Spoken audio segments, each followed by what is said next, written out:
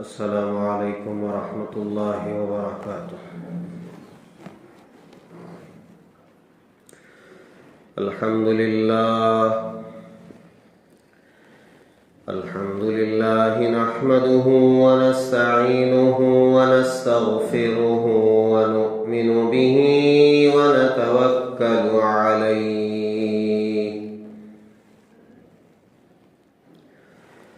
ونعوذ باللہ من شرور انفسنا ومن سیئات اعمالنا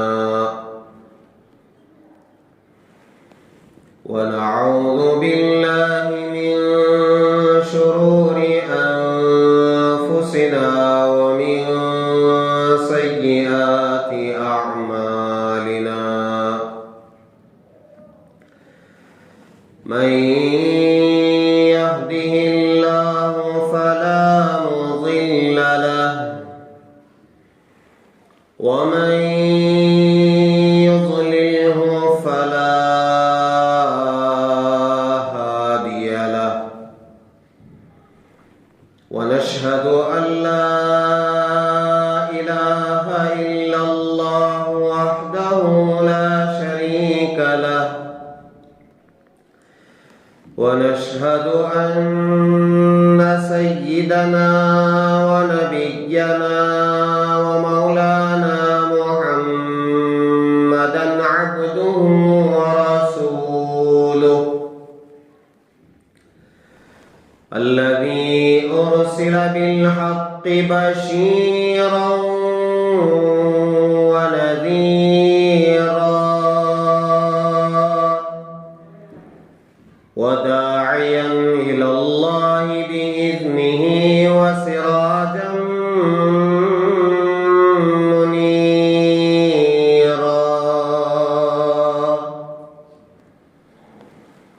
أما بعد فقد قال الله تبارك وتعالى في القرآن المجيد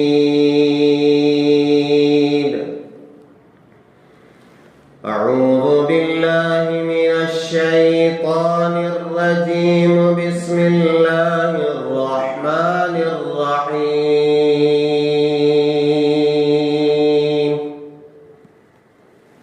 وسارعوا إلى مغفرة من ربكم وجنة عرضها السماوات والأرض أعدت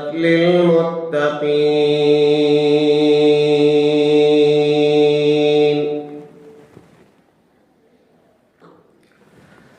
آمنت بالله صدق الله العظيم وصدق رسوله النبي الكريم ونحن على ذلك لمن الشاهدين والشاكرين والحمد لله رب العالمين۔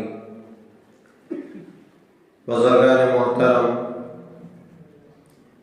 ہم بڑے خوش نصیب ہیں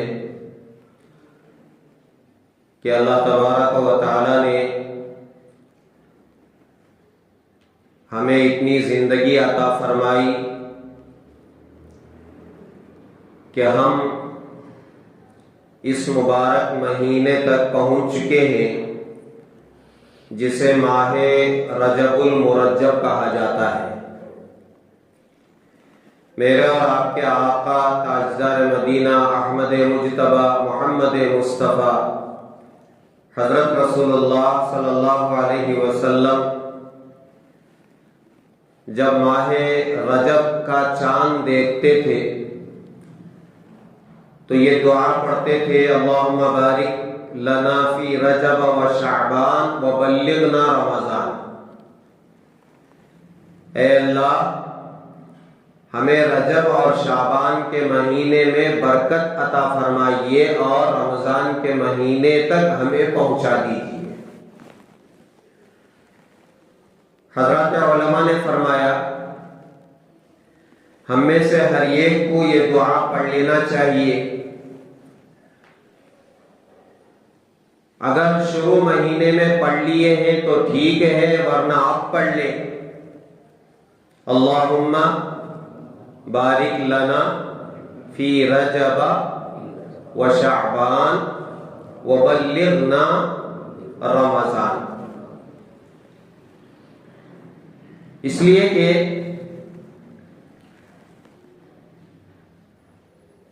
ہمارے دنیا میں آنے کا جو مقصد ہے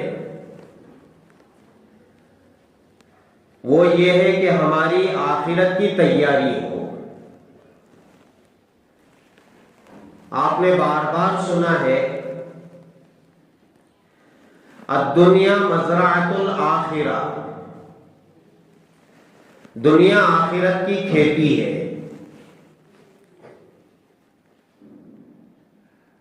الدنیا خلقت لکم وانتم خلقتم للآخرہ، دنیا تمہارے لیے پیدا کی گئی ہے لیکن تمہیں آخرت کے لیے پیدا کیا گیا ہے. وما خلقت الجن والانس الا ليعبدون، میں نے انسانوں کو جنات کو محض اپنی عبادت کے لیے پیدا کیا ہے.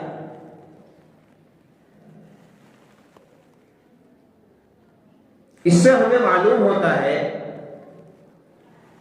کہ میرے اور آپ کے دنیا میں آنے کا مقصد آخرت کی تیاری ہے.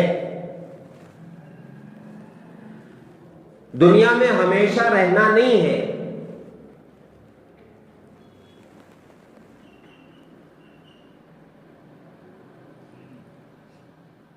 ما کان لنفس ان تموت الا باذن اللہ کتابا مؤجلا، ہر ایک کی مدت کہ کتنے دن دنیا میں رہنا ہے یہ مدت لکھی جا چکی ہے. اللہ نے صاف فرمایا ما کان لنفس ان تموت الا باذن اللہ کتابا مؤجلا، یہ موت کا وقت متعین ہے. لا یستأخرون ساعتا ولا یستقدمون، نہ ایک سیکنڈ آگے ہوتا ہے نہ ایک سیکنڈ پیچھے ہوتا ہے. اللہ نے ہماری زندگی کے لیل و نہار، دن اور رات، شب و روز متعین کیے ہیں. اس سے ایک لمحہ، ایک دن، ایک سیکنڈ آگے نہیں ہو سکتا، نہیں ہو سکتا. انہی لیل و نہار میں، انہی دنوں میں ہمیں آخرت کی تیاری کرنا ہے. اور آپ نے بار بار یہ سنا ہے دنیا کی جو چیزیں ہیں، جو ہماری ضروریات ہیں، کھانا ہے، پینا ہے، کپڑا ہے، مکان ہے، یہ ہمارے ضروریات زندگی ہے. مقصد زندگی کیا ہے؟ کہ ہم دنیا میں رہ کر کے آخرت کی تیاری کر لیں. آخرت کی تیاری کیا ہے؟ اس کے لیے یہاں ہمیں نیکیاں کمانا ہے، نیکیاں اکٹھا کرنا ہے، نیکیوں میں بڑھ چڑھ کر کے حصہ لینا ہے. جتنی نیکیاں ہماری زیادہ ہوں گی جنت میں اتنے درجات ہمارے بلند رہیں گے. دنیا کی کرنسی پیسہ ہے، نوٹ ہے، سونا ہے، چاندی ہے، ڈالر ہے، اور آخرت کی جو کرنسی ہے وہ نیکیاں ہیں، صرف اور صرف نیکیاں ہیں.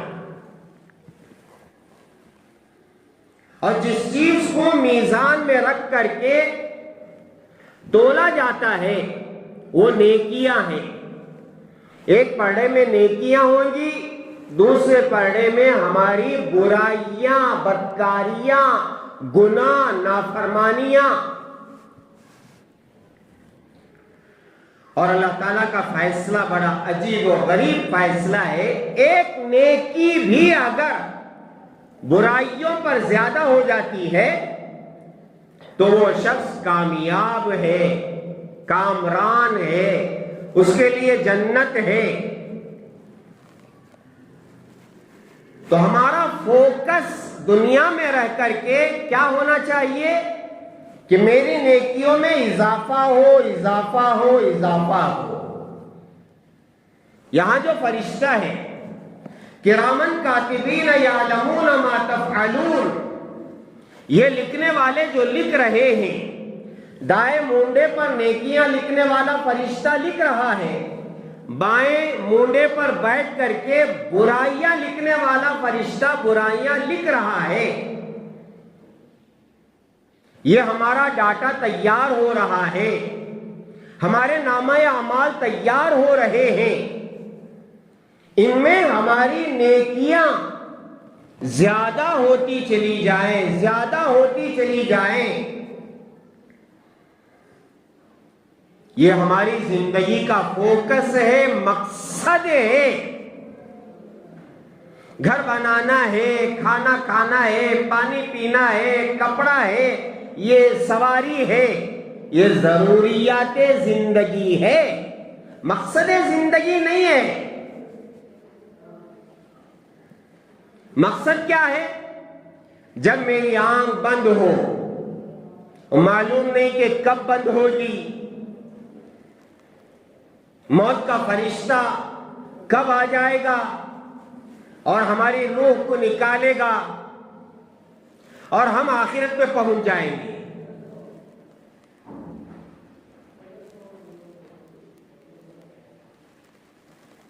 دنیا فانی ہے اور ہماری زندگی بھی فانی ہے دنیا کی، اور پھر ہمیں آخرت میں جانا ہے۔ اس کی تیاری کے لیے ہم پیدا کیے گئے ہیں۔ اب بس ہم مقصد زندگی چھوڑ کر کے ضروریات زندگی میں ہم لگے ہوئے ہیں، کمانے میں، کھانے میں، دن بھی اسی میں، رات بھی اسی میں، ہماری فکریں بھی اسی میں، بات چیت بھی وہی ہے۔ دو آدمی بات کر رہے ہیں، آپ تھوڑا کان لگا کر کے دیکھیں کہ آدمی کیا بات کر رہا ہے، سوائے پیسوں کے، دنیا کے، بزنس کے، شادی بیاہ کے، کوئی اور بات نہیں ہوتی ہے۔ الا یہ کہ کوئی دوست آپس میں بیٹھ کر کے آخرت کی بات کر رہا ہو۔ تم نے آج کتنی نمازیں پڑھی، کتنا ذکر کیا، کتنی تلاوت کی، کیا آپ تہجد پڑھے اور تہجد میں آپ نے کتنی دعائیں مانگی، اور قرآن پاک کی تمہاری کتنی تلاوت ہوئی، یہ گفتگو نہیں ہوتی ہے۔ بالکل ہماری گفتگو یہ نہیں ہوتی ہے۔ آپس میں ملاقات، خیریت، کھانا ہو گیا، کاروبار کیسا چل رہا ہے، صحت کیسی ہے، بیوی بچے اچھے ہیں، بس یہی خیر خیریت ہے۔ خیر خیریت یہ نہیں ہے کہ آخرت کی تیاری میں کتنا آگے ہو، کیا کر رہے ہو۔ میرے عزیزوں، یہ جو مہینے اللہ رب العزت ہمیں عطا کرنے جا رہے ہیں، رجب کا مہینہ ہے، شعبان کا مہینہ ہے، اور آگے رمضان المبارک ہے، یہ ہمارے لیے نیکیوں کے کمانے کے سیزن ہے۔ ابھی سے ہم اس کی فکر میں لگ جائیں، کسی طرح میری فرض نماز نہ چھوٹے، اب تک جو ہوا سو ہوا۔ ہم رجب کے مہینے میں نمازوں کی پابندی، فرائض کی میں بات کر رہا ہوں، فرائض میں ذرہ برابر کمی نہ ہو۔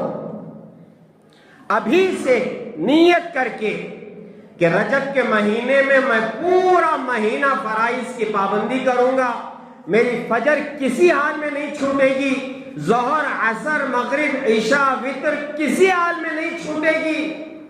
یہ نیت آپ ابھی، وَمَن يَتَوَكَّلْ عَلَى اللَّهِ فَهُوَ حَسْبُهُ، ارادہ کرنا میرا کام ہے، عزم کرنا میرا کام ہے، اور پھر اللہ تعالیٰ کی ذات پر بھروسہ کر کے ہم کام شروع کریں۔ ہماری نمازیں ایسی غارت ہو رہی ہے، سفر میں نمازیں قضا ہو جاتی ہیں، کام میں نمازیں قضا ہو جاتی ہیں، ڈیوٹی میں نمازیں قضا ہو جاتی ہیں، شادی بیاہ میں تو نمازیں ایسی قضا ہوتی ہیں معلوم ہی نہیں تھا کہ ہمارے اوپر نماز فرض ہے کہ نہیں ہے۔ ہمارا کوئی پروگرام ایسا نہیں بنتا کہ ہمارے سفر میں ظہر آتی ہے، ہمارے سفر میں عصر آتی ہے، ہم کیا کریں گے؟ ہمارا پروگرام ایسا نہیں بنتا ہے۔ اسی لیے شریعت نے یہ بتایا کہ سفر کرنے کا جو وقت ہے فجر کے بعد کا وقت سفر کا وقت ہے۔ فجر کے بعد آپ سفر کریں اس طرح کہ آپ ظہر سے پہلے پہلے آپ منزل پہنچ جائیں۔ بڑا سفر ہے، 2 دن کا ہے، 3 دن کا ہے، وہ الگ ہے۔ آپ اپنی زندگی میں جو سفر کا نظام بنائیں، ایسا بنائیں کہ میں فجر میں نکلوں، فجر پڑھ کر کے فریش ہو کر کے نکلوں، اور پھر اسی لیے جو جماعتیں ایک مسجد سے دوسری مسجد جاتی ہیں یا ایک شہر سے دوسرے شہر جاتے ہیں تو ان کے روانگی کا جو وقت ہوتا ہے وہ اشراق کے بعد ہے۔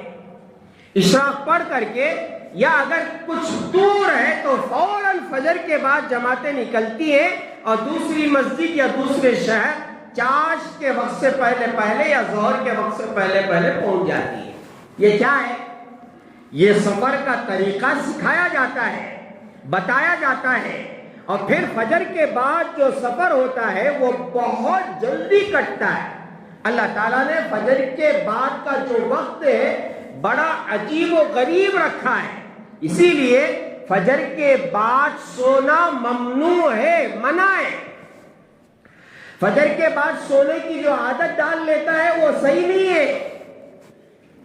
نماز کے بعد جو سونا ہے وہ تہجد کی نماز کے بعد سونا ہے، فجر کی نماز کے بعد سونا بالکل نہیں ہے۔ فجر کی نماز کے بعد جو کام ہے ہمارے اسے نمٹانے کی فکر کریں، دیکھیں اس میں کتنی برکت ہوتی ہے۔ اور میں آپ کو بتاؤں، دکان کھولنے کا جو وقت ہے وہ کون سا ہے؟ 11 بجے، 10 بجے، 12 بجے، 1 بجے نہیں۔ دکان کھولنے کا جو وقت ہے وہ اشراق کے بعد ہے۔ جیسے ہی آپ اشراق پڑھ کر کے فارغ ہو جائیں، اب جائیں آپ دکان کھولیں، اس کی اپنی ایک برکت ہے۔ اور پورا نظام اس وقت دنیا میں جو چل رہا ہے وہ فطرت کے خلاف چل رہا ہے۔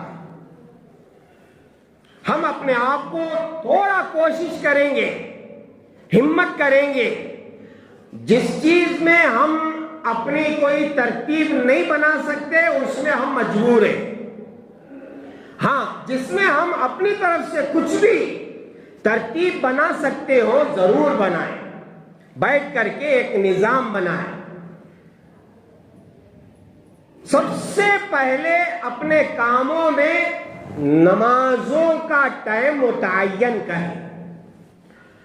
فرض نماز ہے، اس وقت کوئی کام نہیں ہوگا، کوئی سفر نہیں ہوگا، ہم اپنا کوئی کام نماز کے وقت میں نہیں رکھیں گے۔ اس طرح اگر ہم اپنا ٹائم ٹیبل بنائیں گے، مینج کریں گے، تو پھر میرا عزیزو دیکھو اس وقت ہماری زندگی میں کیسے برکت ہوتی ہے، کیسے برکت ہوتی ہے۔ ایک امام صاحب شاید دیونہلّی کے امام تھے، بہت پہلے میں نے ان کے بارے میں سنا تھا۔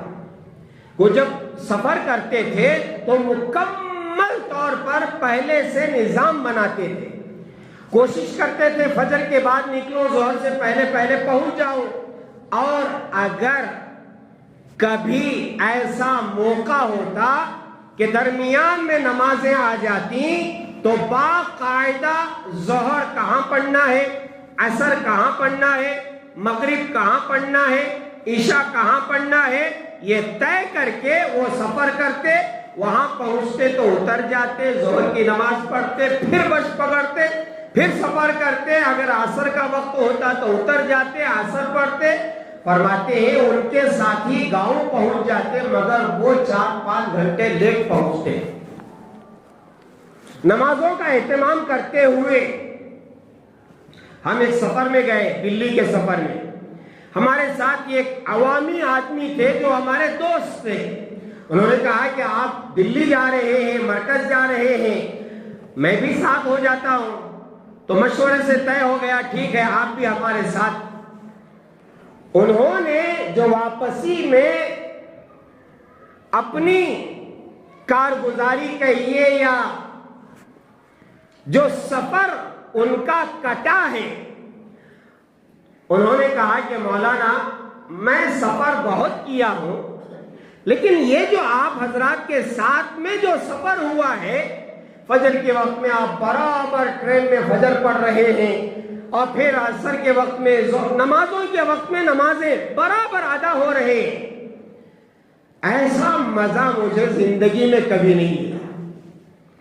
فلائٹ کا سفر ہو یا پھر ٹرین کا سفر ہو، نمازوں کے اوقات کی پابندی کرتے ہوئے آپ سفر کر کے دیکھیں۔ ایک تو سفر میں برکت ہوتی ہے اور پھر ہماری نمازیں قضا نہیں ہوتی۔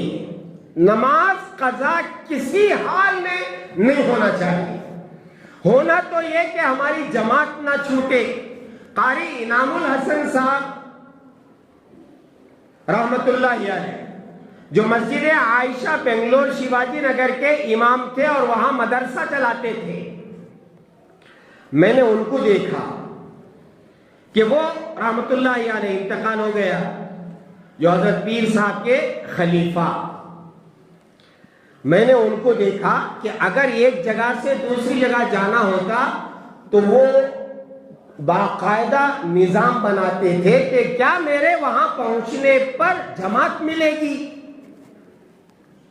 جماعت کی نماز کا اتنا اہتمام ہوتا تھا، اگر یہاں سے نکل کر کے وہاں 1:30 بجے نماز ہے اور ہم پہنچیں گے 2 بجے تو وہ نہیں جاتے تھے۔ نہیں، جماعت چھوٹ جاتی ہے، اس لیے ہم یہاں آدھا گھنٹہ پہلے نکلیں گے اور وہاں پہنچیں گے اس وقت جب جماعت کی نماز ہمیں مل جائے۔ اب بتائیے ہم کتنا اہتمام کرتے ہیں، ہے جماعت کا اہتمام، جماعت نہ چھوٹے۔ اور اللہ والے ایسے گزرے ہیں، ان کی تکبیر تحریمہ 40 سال تک نہیں چھوٹتی تھی۔ اب یہ کیا ہے؟ دیوانے لوگ ہیں، وہ زندگی گزار کر کے چلے گئے، ہم بڑے چالاک لوگ ہیں۔ دیوانے لوگ چلے گئے، ہم بڑے چالاک، اپنے آپ کو بہت اسمارٹ سمجھتے، چالاک سمجھتے، دانشمند، ہوشیار، وی آئی پی لوگ ہیں۔ کبھی ایسا نہیں ہوتا، الا ماشاءاللہ کسی کا ہوتا ہوگا، ہم نے نظام بنایا ہو اپنے سفر کا، اپنے کاموں کا، جس میں نماز کو بھی شامل کیا گیا ہو۔ ہماری 2 دن کی 3 دن کی میٹنگیں ہوتی ہیں، وہ شخص جو یہ چاہتا ہے کہ نماز کے وقت میں برابر نماز ہو، ہم اس کو بہت پسند کرتے ہیں۔ ایسا نہیں کہ سیشن چلا رہے جناب، اذان بھی ہو گئی، نماز بھی ہو گئی، آپ کا سیشن کب ختم ہوگا، ایسا آدمی کسی کو بھی پسند نہیں آتا ہے۔ ہاں، جو مینیج کرے کہ نماز کا وقت کیا ہے، یہ ہے، تو اس سے پہلے ہمارا کام ختم ہونا چاہیے، نماز کی تیاری ہونا چاہیے، وقت پر نماز پڑھنا چاہیے۔ دیکھو میرے پیارو، آج میں یہی بولنے کے لیے آیا کہ ہم ترغیبی بات کریں گے۔ جس چیز کو ہم اہمیت نہیں دے رہے ہیں، نماز، صبح میں تلاوت، صبح میں ذکر و اذکار، رات میں سونے سے پہلے تلاوت یا ذکر و اذکار، کون پابندی کر رہا ہے؟ سونے کے لیے جا رہے کیا کرتے؟ کچھ نہیں، گئے پیشاب پاخانہ کیے، نکل کے آئے، موبائل پکڑ کر کے بیٹھے، پتہ نہیں کب نیند لگی، موبائل گرا اور سو گئے. یہ حال ہے اس وقت. کون سورہ ملک پڑھ کے سوتا ہے، کون سورہ الف لام میم سجدہ پڑھ کے سوتا ہے، کون وظائف پڑھتا ہے، کون جسم پر دم کر لیتا ہے. اللہ ماشاء اللہ، میں ساروں کی بات نہیں کر رہا ہوں. اب یہ جو مہینے رجب، شعبان، رمضان، دیکھو میرا عزیزو، یہ اوقات جو ہمیں مل رہے ہیں، ہم بڑے خوش نصیب ہیں. جو ملا، پتہ نہیں شعبان ملے گا کہ نہیں ملے گا، رمضان ملے گا کہ نہیں ملے گا، کوئی گارنٹی نہیں ہے. امید ہے، بس گارنٹی کسی کی نہیں ہے، امید ہے. اس لیے اللہ کے رسول نے وہ دعا سکھلائی، اللہم بارک لنا فی رجب و شعبان وبلغنا رمضان. ہمارے مسجد کے امام صاحب الیاس نگر بنگلور میں، جس محلے میں میں رہتا ہوں، جس دن رجب کا مہینہ شروع ہوتا ہے اس دن وہ اپنے فرض نماز کی دعاؤں میں یہ دعا پڑھنا شروع کرتے ہیں، اور رمضان کا چاند دیکھنے تک 5 نمازوں میں یہ دعا پڑھتے ہیں. 2 مہینے مستقل جو دعا کرنا ہے کر لیتے ہیں. آخر میں اللہم بارک لنا فی رجب و شعبان وبلغنا رمضان، پھر دعا ختم ہوتی ہے. شوق ہے رمضان پانے کا. رمضان بڑا مبارک مہینہ ہو تو معلوم ہے، لیکن اس کی تیاری کے لیے ابھی سے فرض نمازوں کا نظام بنائیں. کسی بھی حال میں ہماری فرض نماز نہ چھوٹے. یہ دوسرا، تلاوت اگر ہم نہیں کر رہے ہیں، کتنے دن ہوا قرآن کھول کر کے معلوم نہیں، موبائل کھول کر کے کتنا وقت ہوا نہیں. حضرت اب مسجد میں اندر داخل ہوتے شب وہ دیکھا تھا، بند کر کو رکھا ہوں، نماز نہ کرو. جیسے ہی سلام پھر فوراً ہو رہا ہے. قرآن پتہ نہیں کب اٹھائے تھے، کب پڑھے تھے.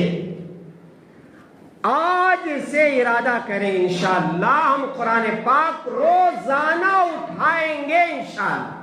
کچھ نہ کچھ پڑھے، کچھ نہ کچھ پڑھے.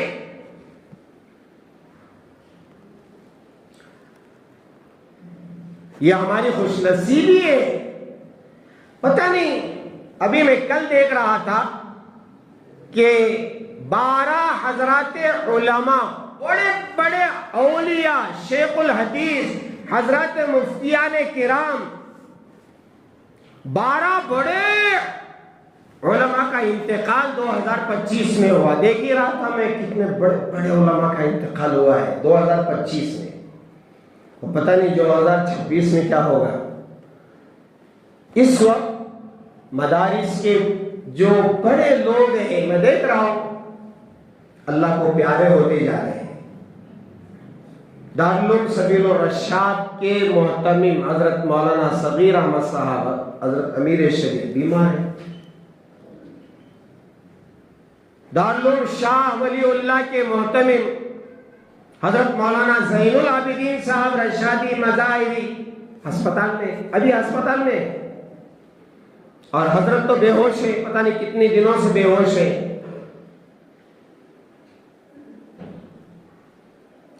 دیکھو میرا عزیزو، زندگی کا کوئی بھروسہ نہیں ہے، کوئی بھروسہ نہیں ہے، کوئی بھروسہ نہیں ہے.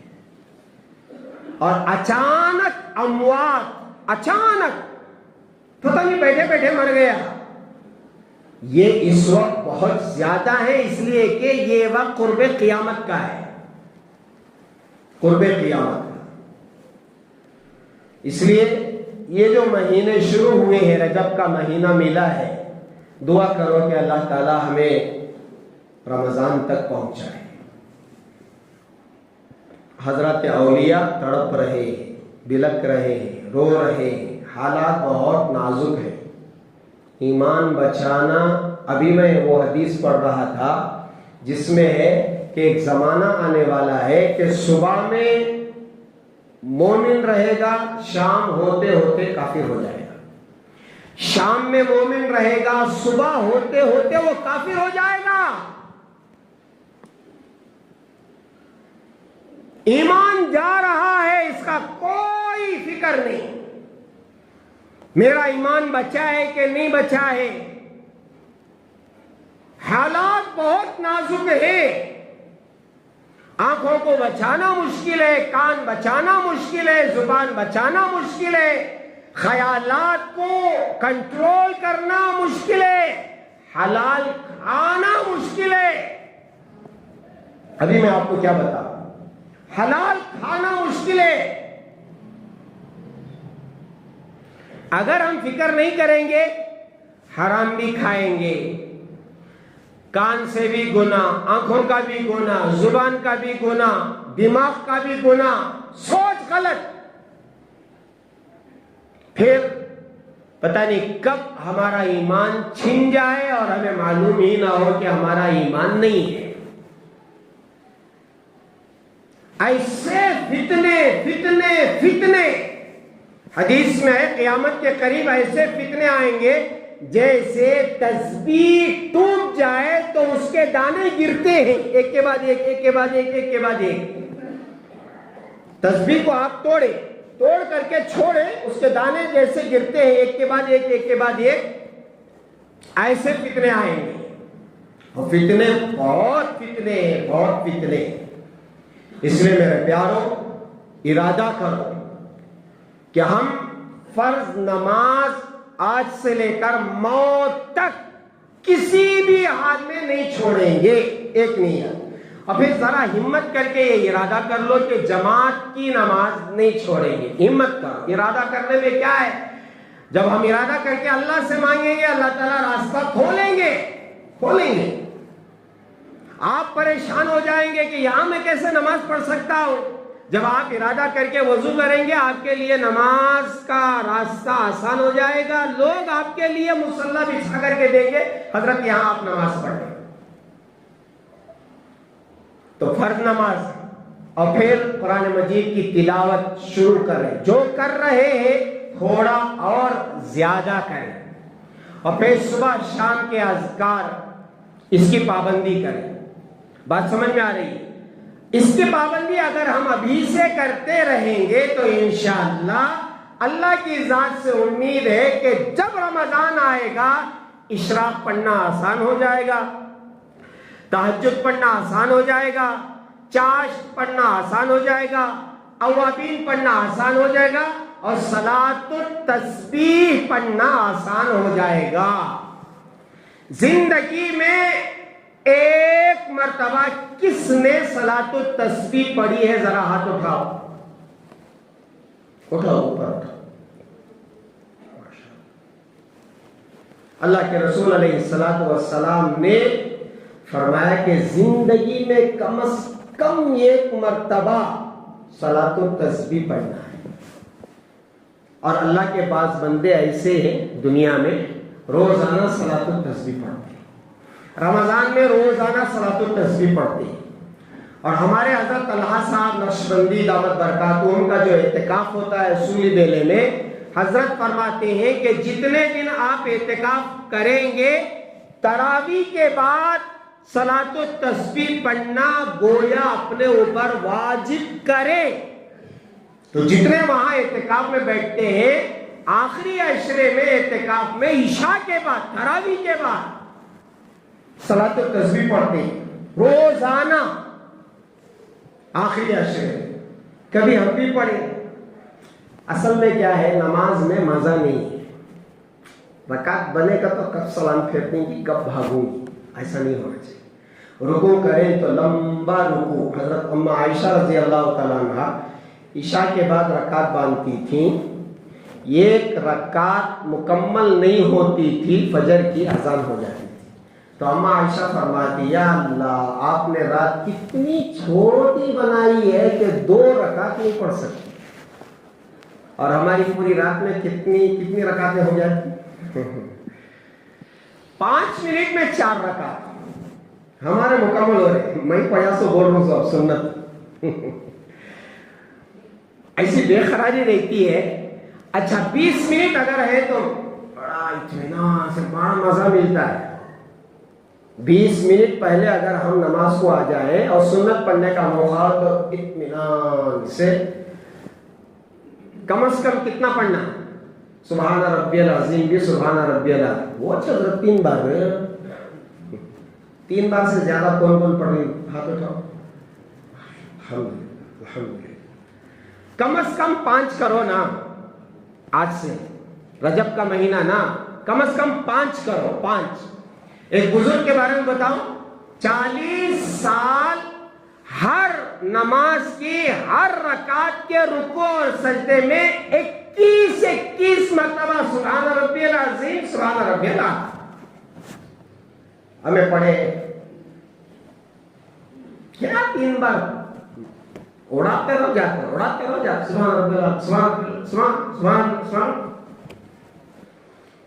نماز کا اگر مزہ مل جائے تو میرا عزیزو سچ مانے, آپ کھڑے ہو گئے تو ایسا مزہ آتا ہے.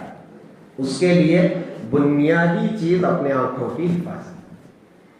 جو بندہ آنکھوں کی حفاظت کرے گا اور اسے نماز میں حلاوت آئے, مزہ آئے گا. کوشش کر, میں بھی انشاءاللہ کوشش کرتا. میں بھی وہ تمہارے ساتھ میں کیا بھی اوپر سے اتر بولنے میں کیا بھی جتنا تم نہ بول رہو کہ وہ میں اپنے واسطے بول رہا ہوں. بات سمجھ میں آئے. بس اللہ توفیق دے. سمجھ رہے؟ کوشش کرو نمازوں کا اہتمام, اور پھر قرآن کی تلاوت صبح شام کے اذکار, اور پوری کوشش ہو انشاءاللہ جماعت سے نماز پڑھیں. ٹھیک ہے؟ اللہ تعالیٰ مجھے اور آپ کو عمل کی توفیق عطا فرمائے.